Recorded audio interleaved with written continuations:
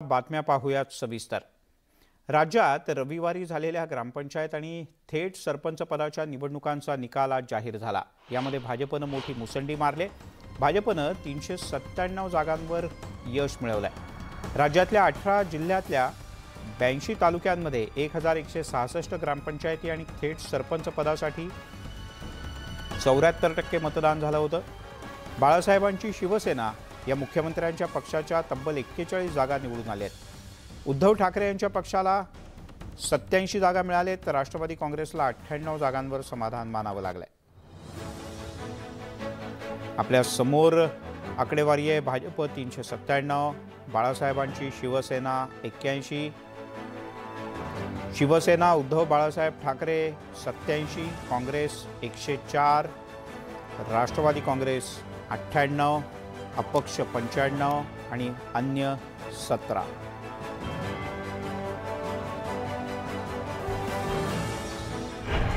ग्रामपंचायत निवडणुकीत भाजपचीच बाजी। भाजपचेच सर्वाधिक सरपंच विजयी।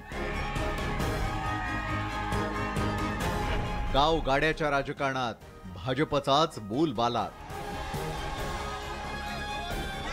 ग्रामपंचायत निवडणुकीत विजयाचा गुलाल भाजपनंच उधळल्याचं स्पष्ट झालंय। गेल्या काही निवडणुकीत भाजपचा वरचष्मा यावेळच्या निवडणुकीतही कायम राहिलाय। 1065 ग्रामपंचायतींपैकी सर्वाधिक ग्रामपंचायतीत भाजपचे आणि भाजप पुरस्कृत सरपंच निवडून आलेत। मागील काही वर्षांपासून भाजपनं गल्लीपासून दिल्लीपर्यंतच्या निवडणुकांमध्ये वर्चस्व कायम राखलंय।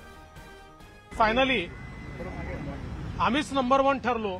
भारतीय जनता पार्टी पुन्हा एकदा सगळ्यात मोठा पक्ष म्हणून या ठिकाणी निवडून आलाय। लोकांनी पुन्हा एकदा आमच्यावरच विश्वास दाखवलाय।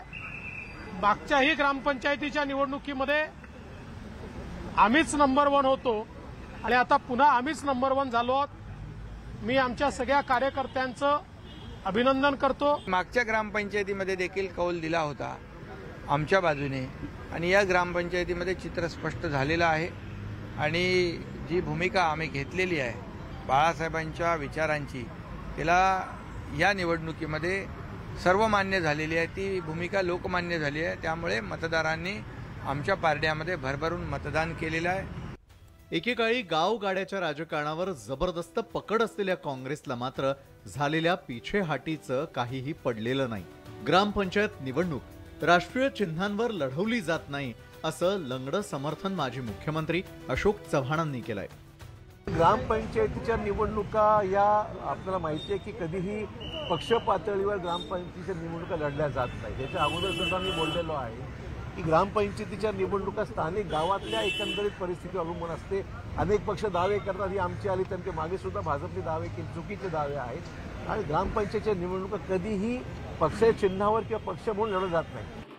भाजपची ग्रामीण महाराष्ट्रावरची पकड मजबूत झाली आहे। गेल्या 2 ग्रामपंचायत निवडणुकांचा निकाल पाहिला असता शहरी भागातला पक्ष ही प्रतिमा भाजपनं पुसून काढण्याचा प्रयत्न केलाय। Bureau report, news 18 Lokmat, Mumbai. तिकडे याच निवडणुकांच्या दरम्यान पालघर जिल्ह्यात जबरदस्त परिस्थिती पाहायला मिळाली। पालघरमध्ये भाजपने 89 जागांवर विजय मिळवला असून बाळासाहेबांची शिवसेना या पक्षानं सुद्धा जोरदार मुसंडी मारली। 76 जागांवर मुख्यमंत्री शिंदे यांच्या पक्षाचे सरपंच निवडून आलेत, तर शिवसेना उद्धव बाळासाहेब ठाकरे यांच्या पक्षाची मोठ्या प्रमाणात पिछेहाट झाली आहे।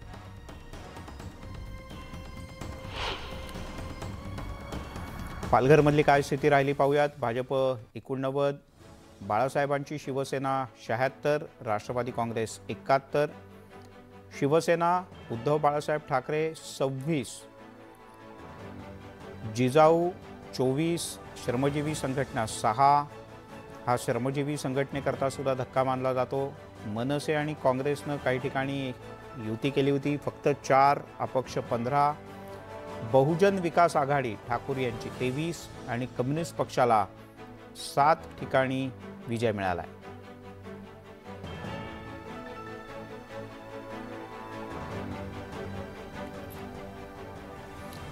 तिकडे कोकणातल्या ग्रामपंचायत निवडणुकीत नेत्यांनी त्यांची प्रतिष्ठा राखली आहे. काही जणांनी कशी बशी पण राखले. पहिल्यांदाच निवडणूक लढणाऱ्या शिंदे गटानं लक्षणीय यश मिळवलंय.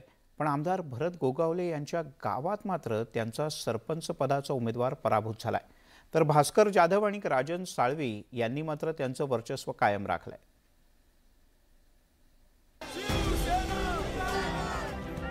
कोकणातल्या नेत्यांनी त्यांच्या मतदारसंघात त्यांचा दबदबा कायम ठेवण्यात यश मिळवलं. सिंधुदुर्ग जिल्ह्यातील एकूण 4 ग्रामपंचायतींसाठी निवडणुका झाल्या. 4 ग्रामपंचायतींपैकी 3 ग्रामपंचायतींवर भाजपनं वर्चस्व मिळवलं. तर एका ग्रामपंचायतीत शिवसेना उद्धव बाळासाहेब ठाकरे पक्षानं विजय मिळवला. शिंदे गटाचा या ठिकाणी आमदार असतानाही त्यांना एकाही जागेवर यश मिळवता आलं नाही. शिंदे गटाचे आमदार दीपक केसरकर यांच्या ताब्यात असलेली पाटे पुनर्वसन ग्रामपंचायत भाजपकडे गेली. केसरकर यांच्या मतदारसंघात शिंदे गटाला एकही ग्रामपंचायत राखता आली नाही. शिंदे गटाचे प्रतोद आणि महाडचे आमदार भरत गोगावले यांच्या खरवली ग्रामपंचायतीत धक्कादायक निकाल लागला. 13 सदस्यांपैकी 10 सदस्य हे शिंदे गटाचे निवडून आले. तर महाविकास आघाडीचा उमेदवार सरपंचपदी निवडून आल्यानं भरत गोगावले यांना मोठा धक्का बसलाय. आम्ही मान्य केलेलं आहे, कारण 13ची ग्रामपंचायत त्यामध्ये 10 सीट आलेल्या आहेत, 3 सीट गेल्यात आणि सरपंच 40 मतांनी गेलेला आहे. तर आम्ही तो कौल स्वीकारलेला आहे, कारण 4 पक्ष एकत्र होते आणि आम्ही एकटे एकत्र होतो. तरीही आम्ही जे झालेलं आहे ते आम्ही स्वीकारलेलं आहे. रत्नागिरी ग्रामपंचायत निवडणुकीत उद्धव ठाकरे गटाचा बोलबाला पाहायला मिळाला. तब्बल 24 ग्रामपंचायतींमध्ये उद्धव ठाकरे गटाची सत्ता आली. तर शिंदे गटाला 7 ग्रामपंचायतींमध्ये यश मिळालं. रत्नागिरी, लांजा, राजापूर मतदारसंघात उद्धव ठाकरे गटाचे आमदार राजन साळवी यांचा करिश्मा दिसून आला. दक्षिण रत्नागिरीत 18 जागांवर विजय मिळवत उद्धव ठाकरे गटानं ताकद दाखवली. अंजनवेल ग्रामपंचायतीच्या निवडणुकीत 10 वर्ष सरपंच असलेल्या भाजपच्या यशवंत बाईत यांच्या पॅनलचा थेट पराभव झाला. शिवसेना ठाकरे गट पुरस्कृत गाव पॅनलचे सरपंच पदासह 9 सदस्य निवडून आले आहेत. मी आज आनंदी आहे की याच्यामध्ये सगळ्या ग्रामपंचायती या उद्धव बाळासाहेब ठाकरे यांच्या शिवसेनेच्या निवडणुका आम्ही खुलेआमपणे पॅनल उभं केलं होतं आणि त्याच्याकरता लोकांनी भरभरून प्रतिसाद दिला. खूप मोठ्या संख्येनं या ग्रामपंचायती निवडून आल्या. ग्रामपंचायतीच्या निवडणुका या स्थानिक मुद्द्यांवर लढवल्या जातात. अनेक ठिकाणी पक्षाचं चिन्हही नसतं. नेत्यांनी त्यांच्या मतदारसंघात आपापली ताकद राखली असल्याचं दिसून आलं. Bureau report, news 18 Lokmat. तिकडे राज्यात ग्रामपंचायती तर मुंबईत अंधेरीची पोटनिवडणूक. ही निवडणूक सुद्धा मोठी गाजली. या पोटनिवडणुकीत भाजपनं माघार घेत राज्यातील राजकीय संस्कृती जपली. ऋतुजा लटके यांच्या विरोधातील भाजप उमेदवार मुर्जी पटेल यांनी आपला उमेदवारी अर्ज मागे घेतला. त्यामुळे ऋतुजा लटके यांच्या विजयाचा मार्ग आता मोकळा झालाय. ऋतुजा लटके निवडून याव्यात यासाठी हा निर्णय घेतल्याचं भाजपचे प्रदेशाध्यक्ष चंद्रशेखर बावनकुळे यांनी सांगितलं. तर राजकीय संस्कृती जपल्याबद्दल अनिल परब यांनी भाजपचे आभार मानले.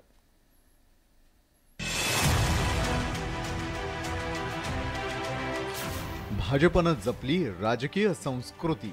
आमचं केंद्रीय नेतृत्व आणि महाराष्ट्राच्या नेतृत्वाने हा अर्ज परत घेण्याची घोषणा केली आहे. मुर्जी पटेलांचा उमेदवारी अर्ज माग. पक्षानं दाखवलेलं एक मोठेपण. ऋतुजा लटकेंचा विजयाचा मार्ग मोकळा. देशानं पाहिली महाराष्ट्राची संस्कृती. महाराष्ट्राची परंपरा जी इतक्या वर्षाची जी परंपरा होती ती कायम राखली. भाजपनं अंधेरी पूर्व विधानसभा पोटनिवडणुकीतून माघार घेतली आहे. त्यामुळे ठाकरे गटाला मोठा दिलासा मिळालाय. अंधेरीत चुरशीची लढाई होण्याची चिन्ह होती. मात्र मनसे अध्यक्ष राज ठाकरे यांनी उपमुख्यमंत्री देवेंद्र फडणवीस यांना लिहिलेल्या पत्रामुळे वेगळं वळण मिळालं. त्यानंतर वेगानं राजकीय घडामोडी सुरू झाल्या. शरद पवार यांनीही बिनविरोध निवडणुकीविषयी मत व्यक्त केलं. बाळासाहेबांच्या शिवसेनेचे आमदार प्रताप सरनाईक यांनीही अंधेरी पोटनिवडणूक बिनविरोध करण्याची मागणी केली होती. तर दुसरीकडे सर्व तयारी झालेली असताना भाजपनंही मनाचा मोठेपणा दाखवला. अंधेरीच्या पोटनिवडणुकीच्या संदर्भात आमच्याकडे बराच विचार झाला. त्याच्यावर विचार करून मी स्वतः सीएम साहेबांशी बोललो, आमच्या वरिष्ठांशी बोललो, आमच्या टीमशी चर्चा केली आणि या चर्चेनंतर हा निर्णय आम्ही घेतलाय. आता हे ठीक आहे, काही लोक छोट्या छोट्या मनाचे असतात, त्यामुळे तुम्ही कसाही निर्णय घेतला तरी ते त्या संदर्भात बोलत असतात. अंधेरीत पक्षाची ताकद असताना भाजपनं अर्ज मागे घेण्याचा निर्णय घेतला. निवडणुकीपेक्षा राजकीय संस्कृती आणि मनाचा मोठेपणा अधिक महत्त्वाचा असल्याचं भाजपच्या नेत्यांनी सांगितलं. की आम्हाला बीडच्या लोकसभेच्या निवडणुकीमध्ये मुंडे साहेब गेल्याच्या नंतर राष्ट्रवादीने सुद्धा पाठिंबा दिला होता. असे अनेक प्रकार याही अगोदर राज्यामध्ये झाले. त्या गोष्टीला लक्षात ठेवून आमच्या पक्षानं जो हा निर्णय घेतला तो या राज्यातल्या राजकारणातल्या मागच्या निवडणुका आधारे घेऊन पक्षानं दाखवलेलं एक मोठेपण आहे. महाराष्ट्र हिताचा जो निर्णय घेतलाय त्याला पूर्ण जनतेचं समर्थन आहे. भारतीय जनता पार्टीने हा घेतलेला निर्णय सर्व कार्यकर्त्यांनी शिरसावंत केलेला आहे. भाजपनं घेतलेला निर्णय स्वागतार्ह असल्याची प्रतिक्रिया महाविकास आघाडीच्या नेत्यांनी व्यक्त केली. या निर्णयाबद्दल शंका उपस्थित करण्याची गरज नसल्याचं शरद पवारांनी स्पष्ट केलं. माझ्या दृष्टीने निर्णय काय झाला हा महत्वाचा, त्याचं टाईम टेबल काय, कधी कुणी वगैरे या गोष्टी सोडून द्या. आणि हे असे निर्णय हे असे फटकन होत नसतात, त्याला काही ना काहीतरी ग्राउंडवर करावं लागतं. ही महाराष्ट्राची परंपरा आणि संस्कृती जपण्याची ही वेळ आहे आणि भाजपने त्याला आज प्रतिसाद दिलेला आहे. आणि हा भाजपने दिलेला प्रतिसादामुळे महाराष्ट्राची परंपरा जी इतक्या वर्षाची जी परंपरा होती ती कायम राखली. त्याबद्दल त्यांचं खास मी मनापासून आभार मानतो. निवडणुका येतात आणि जातात, विजय आणि पराजय होतात. अर्थात राजकारणात कोणताही विजय जसा शेवटचा नसतो तसाच कोणताही पराभव शेवटचा नसतो. मात्र विजयाची संधी असताना राजकीय संस्कृती जपण्यासाठी भाजपनं दाखवलेला हा मनाचा मोठेपणा निश्चितच कौतुकास्पद म्हणावा लागेल. Bureau report, news 18 Lokmat. पण कुठे मोठेपणा तर कुठे कोतेपणा. अर्थात असं म्हणण्याचं कारणही असंच की पराभवाच्या भीतीनं भाजपनं माघार घेतल्याचं विधान परिषदेतले विरोधी पक्षनेते आणि शिवसेनेचे नेते अंबादास दानवे यांनी केलं आहे. त्यांच्या या वक्तव्यानं नवा वाद निर्माण होण्याची चिन्ह आहेत. भाजपचे आमदार अतुल भातखळकर यांनी दानवेंच्या या विधानाचा खरपूस समाचार घेतला आहे.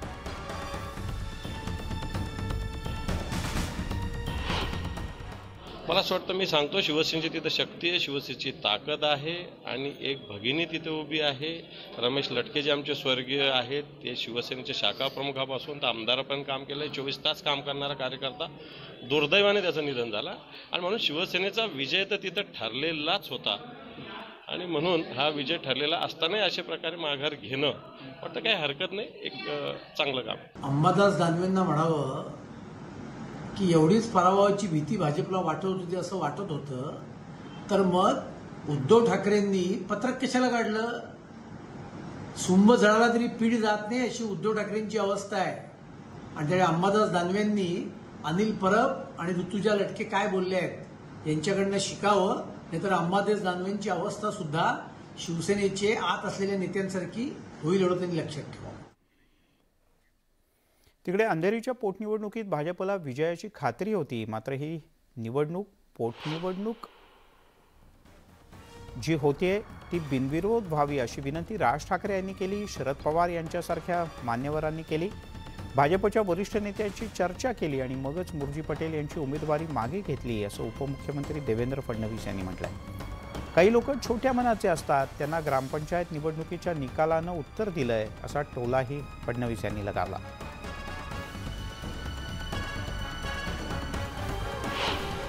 त्यामुळे आम्हाला निवडून येण्याची पूर्ण गॅरंटी होती. तथापि काही लोकांनी आम्हाला विनंती केली, काही ज्येष्ठ लोकांनी देखील विनंती केली.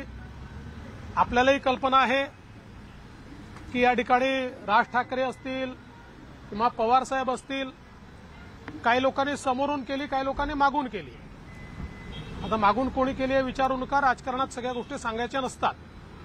पण ज्यांनी कोणी केली त्याच्यावर विचार करून मी स्वतः सीएम साहेबांशी बोललो, आमच्या वरिष्ठांशी बोललो, आमच्या टीमशी चर्चा केली आणि या चर्चेनंतर हा निर्णय आम्ही घेतलाय. आर पाटील ज्यावेळेस गेले होते तेव्हाही आम्ही असाच निर्णय घेतला होता. पतंगरावजी कदम गेले होते तेव्हाही आम्ही असाच निर्णय घेतला होता. त्यामुळे हा काही पहिल्यांदा घेतलेला निर्णय नाही आहे. आता हे ठीक आहे, काही लोक छोट्या छोट्या मनाचे असतात, त्यामुळे तुम्ही कसाही निर्णय घेतला तरी ते त्या संदर्भात बोलत असतात. पण आता ते जे काही बोलले आहेत त्याला उत्तर ग्रामपंचायतीच्या निकालानेच दिलंय. भाजपनं अंधेरी पूर्व विधानसभा पोटनिवडणुकीतून माघार घेतल्यानंतर मनसेचे अध्यक्ष राज ठाकरे यांनी भाजपच्या निर्णयाचं स्वागत केलं. उपमुख्यमंत्री देवेंद्र फडणवीस यांना पत्र पाठवून त्यांनी आभार मानले. पोटनिवडणुकीवरून शिवसेना उद्धव बाळासाहेब ठाकरे विरुद्ध भाजप असा संघर्ष सुरू असतानाच मनसेचे अध्यक्ष राज ठाकरे यांनी उपमुख्यमंत्री देवेंद्र फडणवीस यांना लिहिलेल्या पत्रामुळे या निवडणुकीला वळण मिळालं. यानंतर वेगानं घडामोडी घडल्या आणि अखेर ही निवडणूक बिनविरोध करण्याचा निर्णय झाला.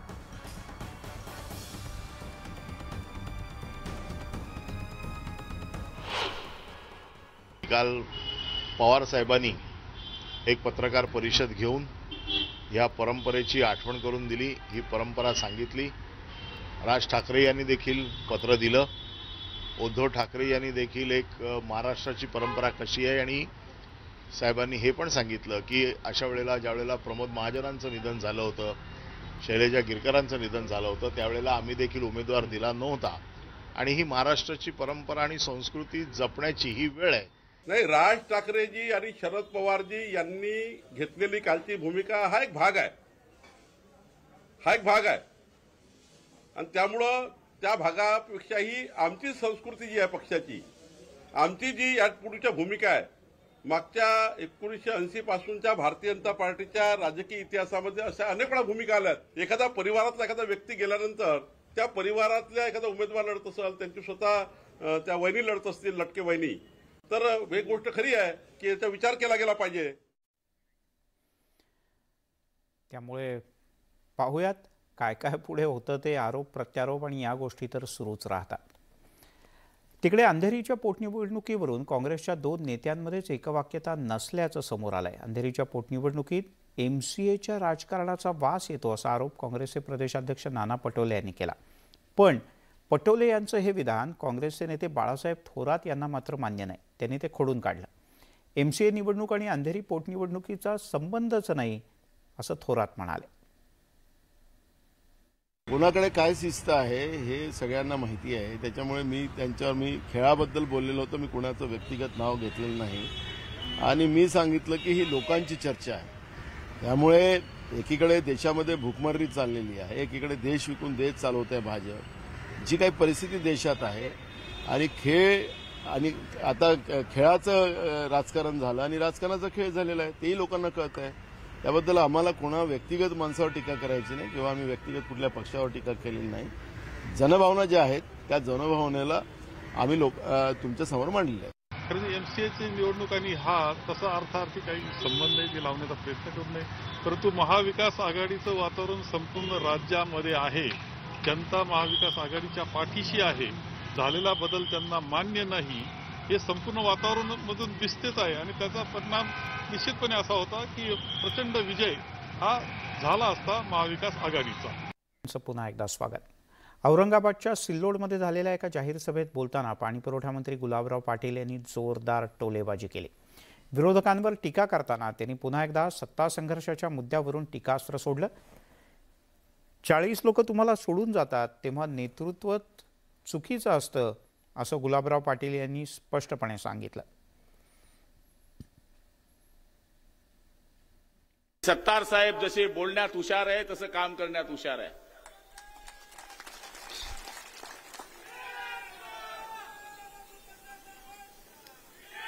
शिंदे साहेबांबरोबर पहिलं तिकीट काढणारा हाच माणूस. बम बम बोले बेच दे सोने चांदी के गोले, कमाएंगे गुरु तो खाएंगे चेले. मी तर नंबर 33 होतो, तिर्री पे तिर्री. पहिला झटका झाला भुजबळ साहेबांचा, तेव्हा आम्ही फुटलो नाही, तेव्हा आम्ही शिवसेनेत होतो. नारायण राणे साहेब फुटले तेव्हा मी आमदार होतो, तेव्हा आम्ही गेलो नाही. राज ठाकरे गेले तेव्हा आम्ही गेलो नाही, मग आत्ताच का गेलो? ते बी मी एकटा गेलो तर ठीक आहे, 55 मधून 40 हा आकडा छोटा आहे. याचा अर्थ 40 आमदार जेव्हा एकत्रित जातात तर काहीतरी दालमध्ये काला आहे. म्हणून आम्ही साहेबांना सांगितलं होतं की एकनाथ शिंदे सारखा माणूस गमावू नका. त्यामुळे सिल्लोडमधल्या या जाहीर सभेत बोलताना पाणी पुरवठा मंत्र्यांनी अक्षरशः धमाल टोलेबाजी केली. भाजपसोबत पुन्हा लव यू सुरू झालं आणि पुन्हा आपल्याला तेच खातं मिळालं असंही त्यांनी म्हटलं. गुलाबराव पाटील यांच्या वक्तव्यावर केंद्रीय रेल्वे राज्यमंत्री रावसाहेब दानवे यांनी भाष्य केलं. आमचं लव्ह मॅरेज मोडलं, पण आमचं लव्ह मॅरेज नव्हतंच, अरेंज मॅरेज होतं असं म्हणत दानवेंनी केलेल्या वक्तव्यानं सभेत एकच हशा पिकला. ब्रेक के बाद पुन्हा यांचं आपलं आय लव्ह यू झालं. फक्त मी एकमेव असा मंत्री आहे की मला पुन्हा तेच खातं मिळालं.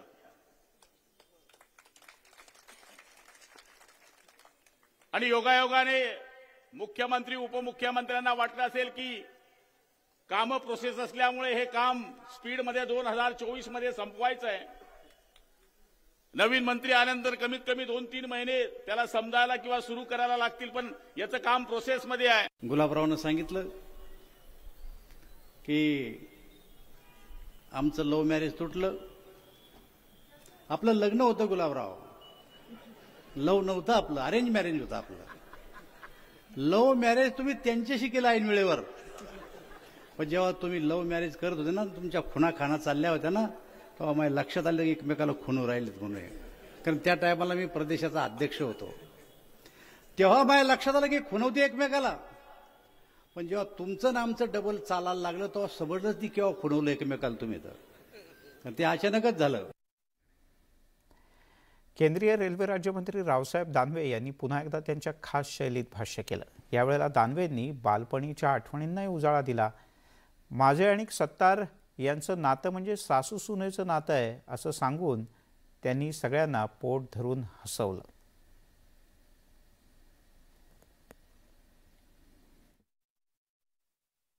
चहा विकणारा जर का देशाचा प्रधानमंत्री होऊ शकतो तर टपरीवाला पाणी पुरवठा मंत्री का होऊ शकत नाही? गुलाबराव, तुमच्या बापान तर टपरी टाकून दिली होती तुम्हाला, आमच्या बापान तर टपरी बी टाकून दिली नव्हती आम्हाला. शाळेत जायला सायकल मागितली तर ते म्हणले, भाऊ तुझे काय पाय तुटलेत का, जाय तू तसाच जाय. कसरत होती त्या काळातली, पण ते तुम्ही आणि मी येणं केलं म्हणून आज इथपर्यंत आपण येऊ शकलो. ही गोष्ट तुम्ही लक्षात घेतली पाहिजे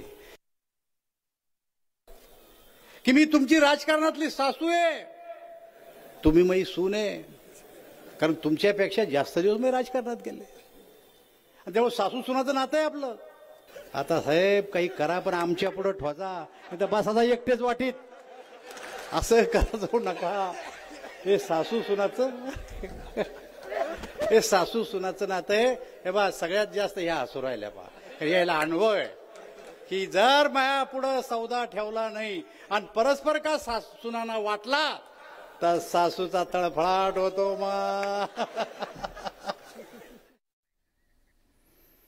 दानवे स्टाईल. तिकडे महाविकास आघाडी सरकारच्या काळात केंद्र सरकारनं महाराष्ट्राला दिलेल्या प्रकल्पांना विलंब झाल्याचं समोर आलंय. केंद्र सरकार आणि तत्कालीन महाविकास आघाडी सरकार यांच्यातल्या संघर्षात प्रकल्प रेंगाळले, त्यांचा खर्च कित्येक पटीनं वाढला आणि त्याची झळ महाराष्ट्राला सोसावी लागते. महाविकास आघाडी सरकार केंद्राच्या प्रकल्पांना नकार, केंद्रानं दिलेले अनेक प्रकल्प रेंगाळले, केंद्र राज्य संघर्षात प्रकल्पांना उशीर, प्रकल्पांचा खर्च 25,000 कोटींनी वाढला. 2019 ते जून 2022 या 2.5 वर्षांच्या काळात महाविकास आघाडी सरकार आणि केंद्र सरकार यांच्यातील संघर्षात महाराष्ट्रावर 25,000 कोटींचा बोजा वाढल्याचं समोर आलंय. त्याला कारण ठरलंय केंद्रानं दिलेल्या प्रकल्पांच्या कामातील दिरंगाई. केंद्र सरकारनं महाराष्ट्राला दिलेल्या प्रकल्पाच्या कामात महाविकास आघाडी सरकारच्या कामात विलंब झाल्याचं समोर आलं.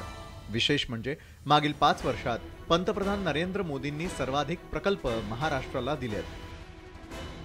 मागील 5 वर्षात 33 राज्यात केंद्राकडून 1579 प्रकल्प देण्यात आले. यातील सर्वाधिक 223 प्रकल्प महाराष्ट्रात देण्यात आले। त्या खालोखाल उत्तर प्रदेशला 107 प्रकल्प मिळाले, बिहारला 85 प्रकल्प, पश्चिम बंगालला 64 प्रकल्प दिले गेले, आंध्र प्रदेशला 63 प्रकल्प आणि गुजरातच्या वाट्याला 57 प्रकल्प आले। महाराष्ट्राला मिळालेल्या प्रकल्पातील प्रत्येक प्रकल्प अंदाजे 150 कोटी ते त्याहून अधिक 2 लाख कोटींचा आहे। मात्र हे प्रकल्प वेळेत पूर्ण करण्याबाबत राज्याची कामगिरी निराशाजनक राहिली आहे। 31 मार्च 2022 पर्यंतच्या 5 वर्षात महाराष्ट्रात 223 प्रकल्प आले। यातील 20 प्रकल्पांच्या कामांना विलंब झाल्याचं समोर आलं, ज्यामुळे या प्रकल्पांचा खर्च तब्बल 25,000 कोटींनी वाढल्याचं समोर आलं। तर प्रकल्प पूर्ण होण्याची वेळ ही 9 ते 228 महिन्यांनी वाढली। त्याच्या तुलनेत 31 मार्च 2018च्या 5 वर्षात महाराष्ट्रात 128 प्रकल्प आले, ज्यातील 9 प्रकल्पांना विलंब झाल्याची आकडेवारी आहे। त्यामुळे 14,000 कोटींचा वाढीव खर्च आणि 12 ते 192 महिन्यांचा वेळ वाढल्याचं समोर आलंय। हे की केंद्र सरकारने पहिल्यांदा तर मला या गोष्टीचा आनंद आहे की केंद्र सरकारने प्रकल्प दिले हे आता मान्य केलं जात आहे आणि तेही लोक मान्य करतायत जे सातत्याने केंद्रावर टीका करत होते। आता ही वस्तुस्थिती आहे की काही प्रकल्प हे मागे राहिले आहेत, काही रखडले आहेत, काहींची गती गेल्या 2 वर्षात संपवण्यात आली होती। आता ते सगळे प्रकल्प आम्ही ट्रॅक करतो आहोत आणि त्या सगळ्या प्रकल्पाला आम्ही गती देणार आहोत। प्रकल्पांचा खर्च आणि वेळेत वाढ होण्यामागचं मोठं कारण हे तत्कालीन महाविकास आघाडी सरकार आणि केंद्र सरकारमधील संघर्ष होतं। या संघर्षात अनेक निर्णय घेण्यातही वेळ गेला। मात्र आता राज्यात शिंदे फडणवीस सरकार आल्यानं या रखडलेल्या प्रकल्पांना गती मिळेल हीच आशा। Bureau report, news 18 Lokmat. वळूयात पुढच्या बातमीकडे। सह्याद्री अतिथीगृह इथे आज एक महत्त्वपूर्ण बैठक पार पडली। ही बैठक रस्ता सुरक्षा विषयक होती। यात रस्ता सुरक्षा उपाययोजना आणि सुधारित धोरण याबद्दल सविस्तर चर्चा करण्यात आली। वाहतुकीच्या नियमांचं उल्लंघन केल्याप्रकरणी दंडाची कार्यवाही केली जाते। मात्र ज्या वाहन चालकांवर 5 ते 6 वेळा दंडाची कार्यवाही झाली आहे त्यांचा वाहन परवाना काही दिवस किंवा महिन्यांसाठी निलंबित करण्याची कारवाई करण्याबद्दल उपमुख्यमंत्री देवेंद्र फडणवीस यांनी निर्देश दिले। द्रुतगती महामार्गावर वेगानं मार्गिका बदलणाऱ्या वाहन चालकांवर सुद्धा कारवाईसाठी पथक नेमण्यात यावं अशा सूचना त्यांनी यावेळी दिल्या। या पथकाच्या माध्यमातून बेदरकारपणे वाहन चालवणाऱ्यांवर नजर ठेवतानाच त्यांचा पाठलाग करून त्यांच्यावर दंडात्मक कारवाई करण्याची मोहीम हाती घेण्यात येईल असं उपमुख्यमंत्री म्हणाले। मुंबई पुणे द्रुतगती महामार्गावर अशी मोहीम तातडीनं राबवण्याचे आदेश या बैठकीत देण्यात आले।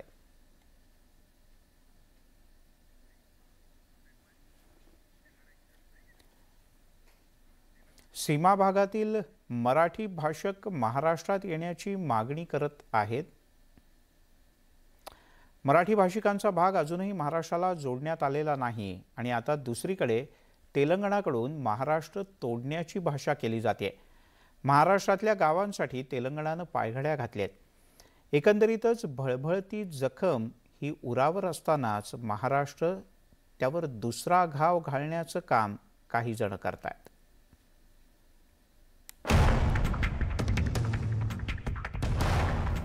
महाराष्ट्र तोडण्याची तेलंगणाची भाषा,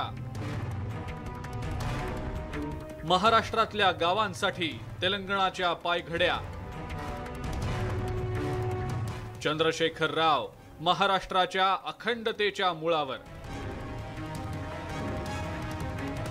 बेळगाव, निप्पाणी आणि कारवारला महाराष्ट्राला जोडण्यासाठी गेल्या 50 वर्षांपासून महाराष्ट्र झुंजतोय। महाराष्ट्राला मराठी प्रांत परत मिळत नाहीत, तोच आता तेलंगणानं सुद्धा महाराष्ट्र तोडण्याची भाषा सुरू केली आहे। चंद्रशेखर राव यांच्या TRS पक्षाचे खासदार भीमराव पाटील यांनी महाराष्ट्रातल्या गावांचं तेलंगणामध्ये स्वागत असल्याचं म्हटलंय। तेलंगणाचा विकास बघून आमच्याकडे येण्याची जी मानसिकता तयार झालेली आहे, येणाऱ्या लोकांचं आमचं स्वागतच राहील। आमचे मुख्यमंत्री दिल्लीलाच आहेत, लोकांशी संपर्क करत आहेत आणि वेगवेगळ्या पक्षाशी म्हणजे बोलून त्यांच्या पक्षाची मदत घेऊन त्या राज्यात काम करायची इच्छा आहे। डेफिनेटली येणाऱ्या लोकांचं स्वागत करू, तर आमच्या ज्या स्कीम्स आहेत भारतभर कसं देता येतील त्यासाठी आम्ही नक्की काम करत असतो। गडचिरोली जिल्ह्यातल्या काही गावांनी तेलंगणामध्ये जाण्याचा 1997 मध्ये विचार केला होता।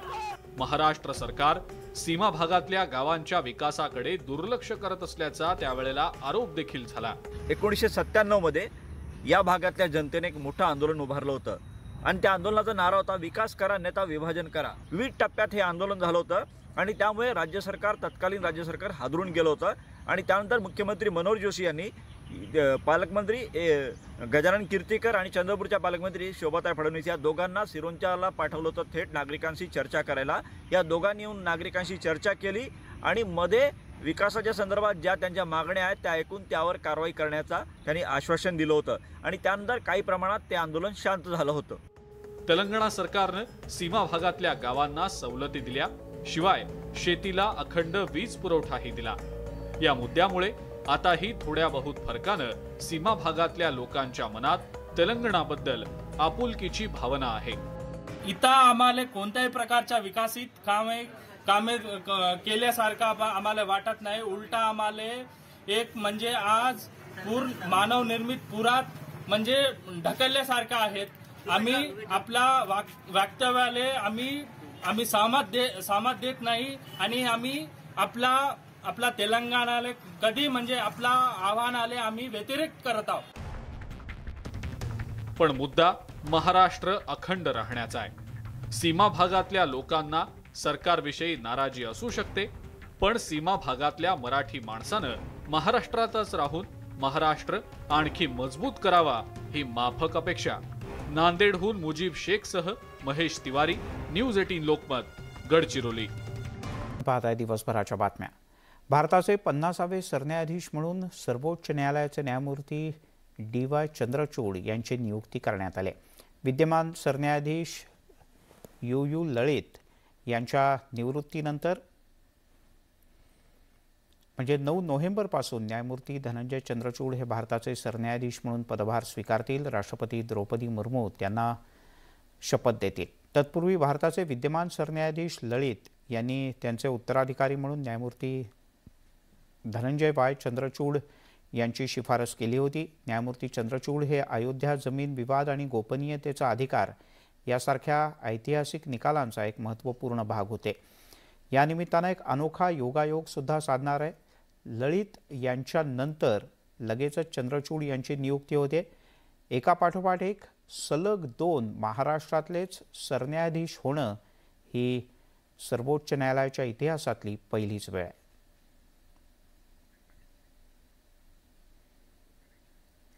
काँग्रेसच्या राष्ट्रीय अध्यक्षपदासाठी 24 वर्षांनंतर सोमवारी देशभरात मतदान झालं। मल्लिकार्जुन खरगे आणि शशी थरूर यांच्यात थेट लढत होते। बुधवारी मतमोजणी होऊन नवीन अध्यक्षपदाची माळ कोणाच्या गळ्यात पडणार हे स्पष्ट होईल। काँग्रेस अध्यक्षपदासाठी देशभरात मतदान, 24 वर्षांनंतर होतीये निवडणूक। खरगे थरुरांमध्ये थेट लढत, कोण मारणार बाजी? तब्बल 24 वर्ष गांधी घराण्याच्या हाती होती कमान। काँग्रेसच्या राष्ट्रीय अध्यक्षपदासाठी तब्बल 24 वर्षांनंतर आज मतदान पार पडलं। मल्लिकार्जुन खरगे आणि शशी थरूर यांच्यात थेट लढत होतीये। देशभरातील प्रदेश काँग्रेस कमिटी कार्यालयात 9000 प्रतिनिधींनी मतदानाचा हक्क बजावला। यापूर्वी 1998 मध्ये सोनिया गांधी आणि जितेंद्र प्रसाद यांच्यात झालेल्या निवडणुकीत मतदान झालं होतं। जवळपास 137 वर्ष जुन्या काँग्रेस पक्षात 6व्यांदा पक्षाच्या या महत्त्वाच्या पदासाठी योग्य उमेदवार कोण हे आता निवडणुकीच्या प्रक्रियेतून ठरणार आहे। काँग्रेस अध्यक्षपदाच्या या निवडणुकीत गांधी घराण्यातील एकाही सदस्यानं भाग घेतला नाही, म्हणजेच यावेळी काँग्रेसचा अध्यक्ष हा गांधी घराण्यातील बाहेरचा सदस्य होणार हे आधीच निश्चित झालंय। मैं तो पार्टी के बदलाव के बारे में जो बोल रहा हूँ, ये भीतर के बदलाव, हमारी आइडियोलॉजी में कोई प्रॉब्लम नहीं है, लेकिन हमारे संगठन में, हमारे काम करने की तरीका में मैं बदलाव लेके आना चाहता हूँ। और इसका तो मेरे घोषणा पत्र में सारी डिटेल्स लिखा है और उसमें मैंने विकेंद्रीकरण के बारे में बोला और हमारे पार्टी के कार्यकर्ताओं हर स्तर में उसका शक्तिकरण करने की। ये इंटरनल पार्टी इलेक्शंस है, इसमें हम सभी फ्रेंडली फाइट कर रहे हैं और इसमें कोई किसी के खिलाफ, एक दूसरे के खिलाफ इलविल नहीं है। और बड़े डिसिप्लिन वे से चुनाव हुए। काँग्रेस अध्यक्षपदाच्या या निवडणुकीतील मतदानासाठी देशभरातील 40 केंद्रांवर 68 बूथ स्थापन करण्यात आले होते। तर भारत जोडो यात्रेत सहभागी असलेले राहुल गांधी यांच्यासह 47 प्रतिनिधींनी कर्नाटकातील बेल्लोरी इथे मतदान केलं। त्यासाठी यात्रेच्या शिबिरात हा स्वतंत्र मंडप उभारण्यात आला होता। या निवडणुकीत मतदारांनी उमेदवारांच्या नावापुढे पसंतीची खूण करावी असं आवाहन काँग्रेसच्या केंद्रीय निवडणूक समितीनं केलं होतं। कारण पक्षाध्यक्षपदाचे उमेदवार शशी थरूर यांच्या गटानं आक्षेप घेतला होता। ये सभी राज्यों में 36 जगह के ऊपर पोलिंग बूथ हुए स्टेट के अंदर, वहाँ से कोई भी एडवर्स इंसिडेंस का एक भी इंसिडेंस हमारे हुआ नहीं है। पॉलिटिकल पार्टी डेमोक्रेटिकली बिल्कुल ओपन प्रोसेस के साथ में